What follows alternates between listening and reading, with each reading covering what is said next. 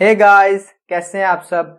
आज हम एक crash front end web development course start करने वाले हैं जिसमें हम HTML, CSS और बूटस्ट्रैप को जीरो से एडवांस लेवल तक कवर करने वाले हैं। इस कोर्स में हम सबसे पहले HTML को कवर करेंगे, फिर CSS को कवर करेंगे और फिर बूटस्ट्रैप की तरफ मूव करेंगे। ये कोर्स बेसिकली उन लोगों के लिए है जो कहते हैं कि हम प्रोग्रामिंग या IT की फील्ड में मूव करना चाहते हैं, लेकिन हमें समझ नहीं आती कि हम किस तरह से स्टार्ट करें, क्योंकि हम इसमें कुछ ऐसे प्लेटफॉर्म्स डिस्कवर करने वाले हैं, प्रोजेक्ट्स करने वाले हैं और एक्सरसाइज करने वाले हैं जो हमारी अंडरस्टैंडिंग को तो इंक्रीज करेगी ही करेगी और साथ ही साथ फ्यूचर में बहुत ज़्यादा फायदा देगी। मैं ये कोर्स उन लोगों को भी रेकमेंड करना चाहूँगा जो वेब डेवलपमेंट का नॉलेज रखते हैं, क्योंकि हम इसमें कुछ ना कुछ ऐसी चीज़ें कवर करने वाले हैं जो फ्यूचर में हमें बहुत ज़्यादा फायदा देने वाले हैं। अब लोग क्वेश्चंस करते हैं कि हम इस कोर्स को कवर क्यों करें। फर्स्ट ऑफ ऑल, अगर आप IT की फील्ड में मूव करना चाहते हैं या प्रोग्रामिंग में जाना चाहते हैं तो आपको इंटरेस्ट की बहुत ज़्यादा ज़रूरत है, और इस चीज़ की मैं गारंटी करता हूँ कि इस कोर्स के बाद आपका इंटरेस्ट ज़रूर डेवलप हो जाएगा। और second and most important thing कि आज एशिया में बहुत सारे बिजनेसेस ऑनलाइन हो रहे हैं और उन बिजनेसेस को अपनी एडवर्टीजमेंट करने के लिए वेबसाइट की ज़रूरत पड़ती ही पड़ती है। तब काम आता है आपका, यानी वेब डेवलपर्स का। आप लोगों को इंपॉर्टेंस तो समझ आ ही गई होगी। चलिए अब अपने कंप्यूटर स्क्रीन में चलते हैं और देखते हैं कि HTML क्या है, CSS क्या है और बूटस्ट्रैप क्या है। साथ ही साथ देखते हैं कि वेबसाइट किस तरह से वर्क करती है। Guys, let's get started.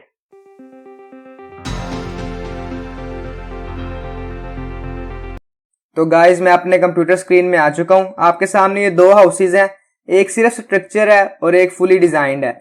अगर मैं इसको HTML कहूं तो ये बिल्कुल भी गलत नहीं होगा, अगर मैं इसको CSS कहूं तो ये बिल्कुल भी गलत नहीं होगा। लेट्स सपोज हम इसको एक वेब समझते हैं, यानी एक वेबसाइट है और उसका स्ट्रक्चर है, और ये भी एक वेबसाइट है और इसके ऊपर ये डिजाइनिंग हुई है। तो जो स्ट्रक्चर है वो हम किसकी मदद से बनाएंगे? HTML की मदद से। एक वेबसाइट का स्ट्रक्चर सिर्फ HTML ही डिफाइन करती है, और उसके ऊपर कोई भी डिजाइन करना हो वो किसकी जिम्मेदारी है? CSS। यानी हम CSS से उसके ऊपर डिजाइन कर सकते हैं और स्ट्रक्चर उसका डेवलप कर सकते हैं HTML से।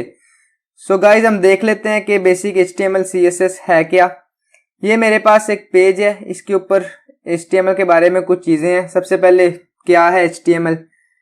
सबसे पहला पॉइंट देखते हैं। HTML is a language for describing the web pages. अभी हमने देखा था कि डिस्क्राइब करता है, यानी स्ट्रक्चर बताता है वेब पेजेस को कि वेब पेज का स्ट्रक्चर क्या है। HTML stands for hyper text markup language. अब ये हाइपर टेक्स्ट क्या चीज है? अगर मैं यहाँ पे आपको एक क्रोम में ले जाता हूं, मैंने गूगल ओपन किया और यहाँ पे मैं कोई भी वेबसाइट सर्च कर लूं। मैं यहाँ पे विंडोज 10 सर्च कर रहा हूं। अब अगर मैं इस पे क्लिक करके दूसरी जगह पे विजिट हो जाऊं तो इसका मतलब ये हाइपर टेक्स्ट है और यहाँ पे HTML यूज हुई है। मैं यहाँ पे मूव कर गया, इसका मतलब ये हाइपर टेक्स्ट है। कोई भी लिंक जो हमें एक जगह से दूसरी जगह पे मूव करवाता है उसको हम हाइपर टेक्स्ट ही कहते हैं, और हम वहां पे आंखें बंद करके बता सकते हैं कि HTML ही यूज हुई है। आगे चलते हैं। HTML is a markup language, और यहाँ पे भी लिखा हुआ है मार्कअप लैंग्वेज। इसका क्या मतलब है? ये टैग्स होते हैं हमारे पास जिसको हम ग्रेटर देन और लेस देन का कहते हैं, लेकिन HTML में हम इन दोनों को टैग्स कहेंगे।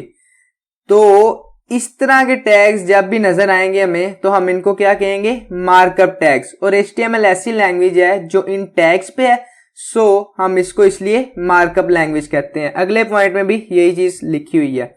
आगे लिखा हुआ है the tags describe document content.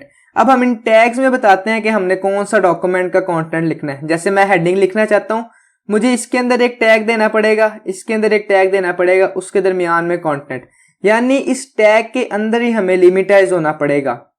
HTML में हम सिर्फ टैग्स पे गेम करेंगे और उसके एट्रीब्यूट्स पे, यानी हमने जो भी स्ट्रक्चर डिफाइन करना है वो टैग के अंदर रहते हुए करना है। यहाँ पे भी यही बात हो रही है।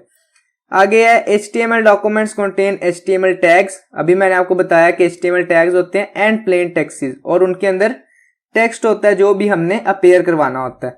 आगे HTML documents are called web pages. एक बात यहाँ पे याद रखने वाली है, कोई आपसे क्वेश्चन भी कर सकता है कि वेब पेजेस और वेबसाइट में क्या डिफरेंस है। अगर हमारे पास 3 से 4 या 5 वेब पेजेस हों, मतलब एक अलग अलग पेज को हम वेब पेज कहेंगे जो अलग ओपन हो रहा है, अगर 5 हमारे पास वेब पेजेस हैं और उन सारों में कंटेंट एक ही रिलेटेड है तो हम उसको वेबसाइट कहेंगे कि ये वेबसाइट इस चीज की है। अगर मिसाल के तौर पे मैं एक स्पोर्ट्स की वेबसाइट बनाऊं तो उसके अंदर 4 या 5 पेजेस जिनको हम वेब पेजेस कहेंगे वो स्पोर्ट्स के रिलेटेड होंगे, तब वो एक स्पोर्ट्स की वेबसाइट कहलाएगी। सो गाइज आगे देखते हैं कि हमारे पास CSS क्या है। मैंने आपको पहले ही बताया था कि CSS किस लिए यूज होती है, डिजाइन करने के लिए। जैसे हम अगर पिछले एग्जांपल में देखते तो उसके अंदर हमारे पास स्ट्रक्चर HTML है और उसके बाद जो डिजाइन है वो क्या है, CSS है। तो हम देखते हैं ये क्या है। सबसे पहले CSS stands for cascading style sheet. Cascade का मतलब होता है एक ही चीज काफी जगह पे यूज होना। एक इसकी ये प्रॉपर्टी है कि हम एक ही स्टाइल शीट लिख के कई वेब पेजेस में यूज कर सकते हैं। उसके बाद दूसरे नंबर पे contain the rules for the presentation of HTML, यानी ये कुछ ऐसे रूल्स डिफाइन करती है जो हम यूज करते हैं HTML के पेजेस को डिजाइन करने के लिए। यहाँ पे एक एग्जांपल है HTML plus CSS is equal to web page. यहाँ पे अब जो भी इसका स्ट्रक्चर होगा वो हमारे पास HTML आएगा और उसके ऊपर डिजाइन, कलरिंग, पैडिंग, मार्जिन, ये सारी चीजें हमारे पास CSS में डिफाइन होंगी। आगे हम लिखते हैं CSS was introduced to keep the presentation information separate from HTML, यानी CSS को इसीलिए हमें इंट्रोड्यूस करवाया गया था ताकि हम स्ट्रक्चर को अलग रख सकें और डेकोरेशन को अलग रख सकें। जैसे एक कार है, कार की हम अगर एग्जांपल लेते हैं तो उसमें स्ट्रक्चर एक जगह पे डिफाइन हो रहा होता है या कंस्ट्रक्ट हो रहा होता है और दूसरी जगह पे उसका डिजाइन हो रहा होता है। दोनों चीजें एक साथ ही नहीं हो रही होती। बेशक डिपार्टमेंट एक हो लेकिन इसके लोग डिफरेंट होते हैं जो स्ट्रक्चर को डिफाइन करते हैं और कुछ डेकोरेशन पे गौर करते हैं। सो गाइज हम देखते हैं बूटस्ट्रैप क्या है। यहाँ पे लिखा है free front end framework. Framework एक ऐसी चीज को कहते हैं जो किसी एक लैंग्वेज की एक्सटेंशन होती है। मैं आपको ये बता दूं कि ये CSS की एक्सटेंशन ही है और CSS में हमारे पास क्लासेस और आईडीज होती हैं और बूटस्ट्रैप के अंदर वही क्लासेस कंबाइन हुई होती हैं ताकि हम वर्क को इजीली कर सकें। थोड़ा आगे जाके जब हम CSS को स्टार्ट करेंगे तो आपको बिल्कुल समझ आ जाएगी। अभी इसकी नहीं समझ आई तो एब्सोल्युटली फाइन, कोई इशू नहीं है। अब हम देखते हैं free front end framework for faster and easier web development. मैंने आपको भी ये बताया, ये लिखा है दूसरा पॉइंट हमारे पास।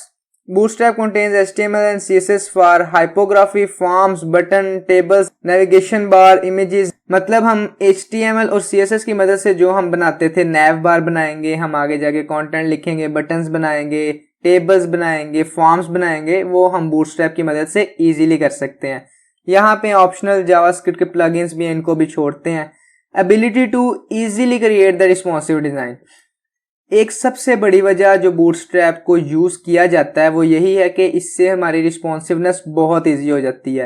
रिस्पॉन्सिवनेस से मुराद है कि ये वेबसाइट एक लैपटॉप पे भी ऐसे ही चले, मोबाइल पे भी ऐसे ही चले, टैबलेट पे या मिनी मोबाइल है, किसी भी चीज पे रिस्पॉन्सिव हो, आपको यूजर के अकॉर्डिंगली ही रिजल्ट दे। ऐसा ना हो कि जैसे लैपटॉप पे चल रही है वैसे ही मोबाइल पे चले और हमें कुछ भी नजर ना आए। सो उम्मीद करता हूँ गाइस कि आप लोगों को ये वाली चीजें समझ आ गई होंगी।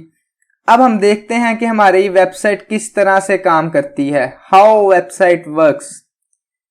सो मैं आपको सबसे पहले एक होटल की एग्जांपल देता हूं। हम एक होटल में गए और जाके ऑर्डर किया एक चिकन कढ़ाई का। ऐसा नहीं होगा कि वो हमें चिकन कढ़ाई की जगह कुछ और ला के दे दे। अगर तो चिकन कढ़ाई अवेलेबल होगी तो वो हमें दे देगा, यानी बैकएंड पे पड़ी होगी तो वो हमें ला के दे देगा। अदरवाइज हमें कह देगा कि भाई नहीं पड़ी हुई मेरे पास, कुछ और मंगवा लो। इसी तरह जो भी हमारी वेबसाइट्स बनी होती हैं, जो हम कहते हैं कि गूगल से हम सर्च करते हैं, दूसरे ब्राउजर्स हैं जैसे ओपरा वगैरह हैं, ओपरा है, मोजिला है, एज है, इससे हम सर्च करते हैं, वो हमारे पास वेब सर्वर में पड़े होते हैं।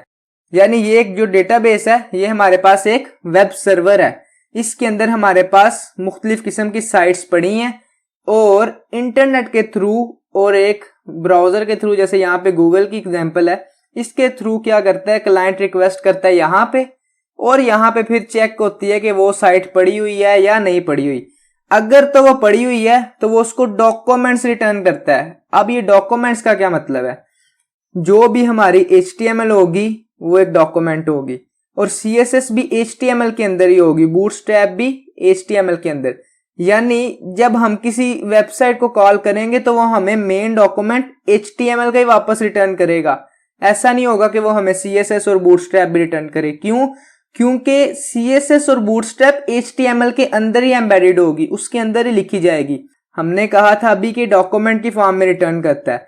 HTML और CSS, बूटस्ट्रैप या दुनिया की कोई भी लैंग्वेज हो, हम उसको एज ए डॉक्यूमेंट लिखते हैं।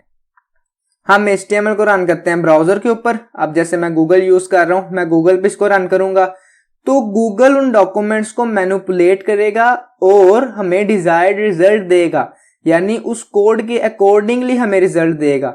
सबसे पहले क्या हुआ, क्लाइंट ने रिक्वेस्ट की वेब सर्वर पे, अगर तो वो पड़ी हुई रिटर्न कर देगी डॉक्यूमेंट्स की फॉर्म में, अगर नहीं तो हमारे पास एरर आ जाता है अक्सर वेबसाइट्स पे कि नॉट अवेलेबल है, इसकी डोमेन एक्सपायर हो गई है, ये वो चीजें।